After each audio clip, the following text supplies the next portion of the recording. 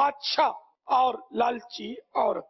بنی اسرائیل میں ایک عبادت گزار لکڑ ہارا یعنی لکڑیاں بیچنے والا تھا. اس کی بیوی نہایت حسین و جمیل عورت تھی. جب بادشاہ کو اس کے حسن و جمال کا پتہ چلا تو اس کے دل میں شیطانی خیال آیا. چنانچہ اس نے ایک بڑھیا کو اس لکڑ ہارے کی بیوی کے بہکانے کے لیے بھیجا. وہ مکار بڑھیا لکڑ ہارے کی بیوی کے پاس پہنچی اور کہنے لگی تو کتنی عجیب عورت ہے، اتنے حسن و جمال کے باوجود ایک کنگال لکڑ ہارے کے ساتھ تکلیفوں میں زندگی گزار رہی ہے.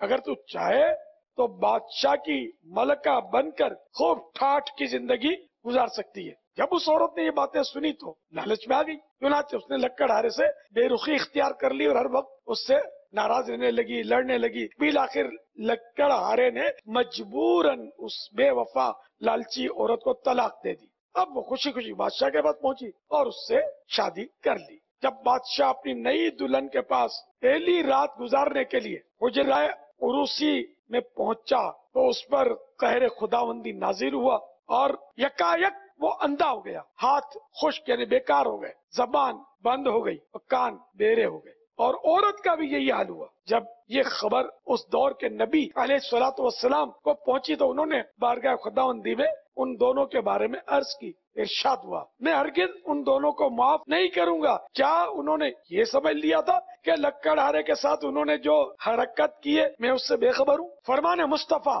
صلی اللہ تعالی علیہ وآلہ وسلم جو عورت کو اس کے خاوند یعنی ہسبینڈ کے خلاف یا غلام کو اس کے آقا کے خلاف ابھارے یعنی بہکائے، خلاف ورغلائے، وہ ہم میں سے نہیں. صلو علی الحبیب صلی اللہ تعالی علی محمد. مدنی چینل دیکھتے رہیے.